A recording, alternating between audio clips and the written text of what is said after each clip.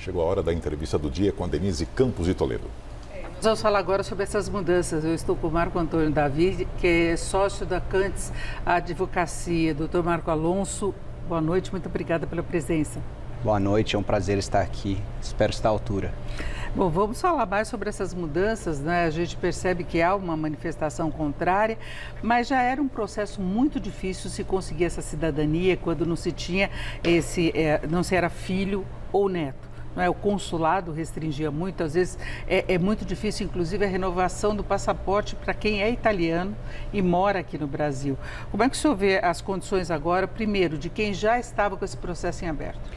Olha, as pessoas que estavam com o processo em aberto, a gente tem que entender que o pedido ele foi feito dentro da lei anterior.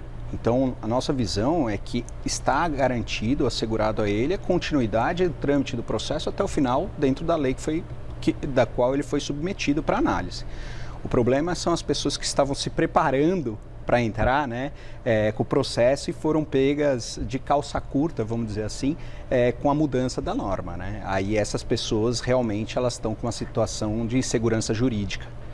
Foi o vice-primeiro-ministro da Itália, Antonio Tajani, quem avisou dessas mudanças, que em princípio já entraram em vigor em 28 de março. Por isso que eu perguntava essa situação de quem já tinha apresentado os documentos. Agora, exatamente por essa dificuldade do consulado, havia muitas assessorias que existem ainda, que cobram de 17 a 25 mil reais na média para conseguir essa cidadania italiana e que agora penso em formar uma associação até para entrar com uma ação de inconstitucionalidade junto ao parlamento lá na Itália.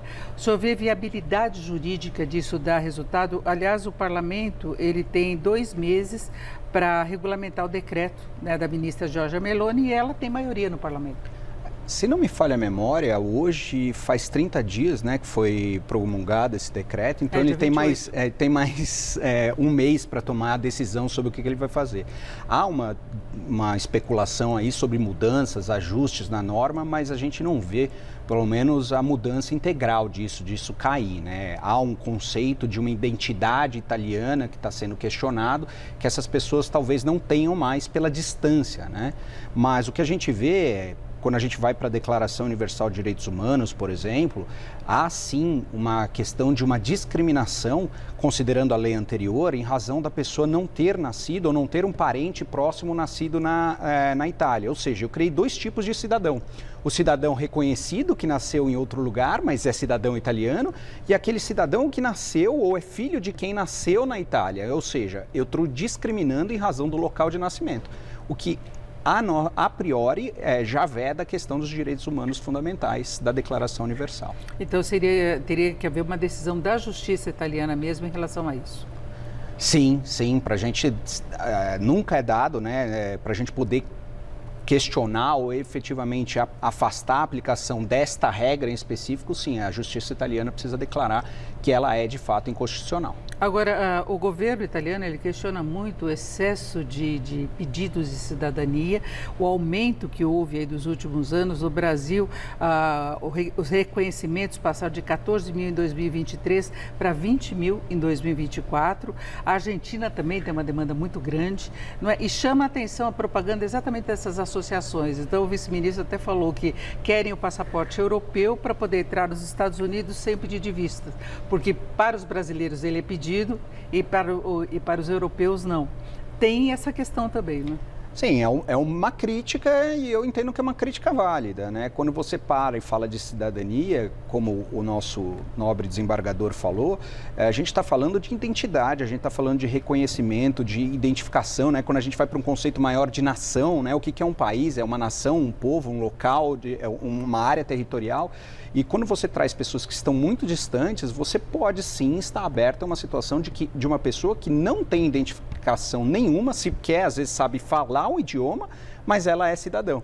Então, ela se aproveita das benesses, mas será que ela também contribui com aquela nação para a qual ela está pedindo para ser cidadão? O decreto, inclusive, está exigindo que os italianos, de fato, que moram em outros países, também se comprometam, pelo menos, a votar a cada 25 anos, porque quem mora no exterior também vota.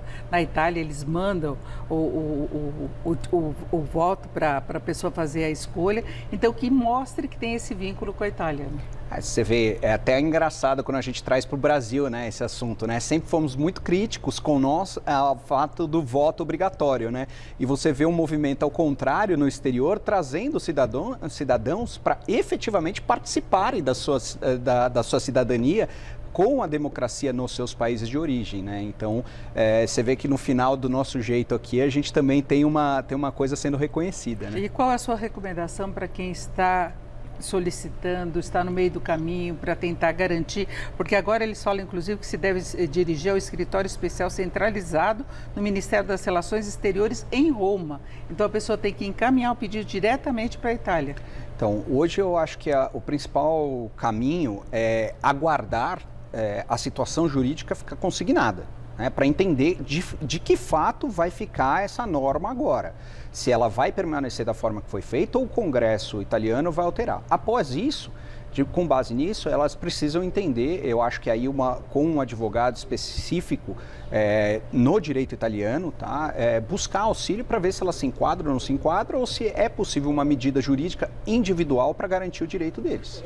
Porque o processo normalmente ele é muito demorado, ele pode demorar um pouco mais em função dessa indefinição de cenário, que pode ser que o parlamento aprove, mas tem esses recursos ainda junto à justiça. Você vê que a justiça italiana, o direito italiano, ele é primo do direito brasileiro, né? Então é garantido dentro desses princípios gerais o direito de pedir, de colocar. Então sempre haverá a possibilidade da avaliação do ato administrativo pelo judiciário com base na Constituição e nas leis da República da Itália. Preparar toda a documentação, não é, essa comprovação, porque inclusive houve operações lá na Itália contra a falsificação de documentos. Sim, isso é também um dos pontos que traz esse conceito, esse aperto, né, esse enrijecimento das normas italianas para que evite-se, né, a fraude, né? Então, toda a situação traz uma consequência. A gente está vivendo a consequência do abuso feito por aqueles que vieram antes. Perfeito. Nós ouvimos o Marco Alonso Davi, que é sócio da Contes Advocacia. Doutor Marco Alonso, muito obrigado, uma boa noite. Muito obrigado, estou sempre à disposição. Com vocês.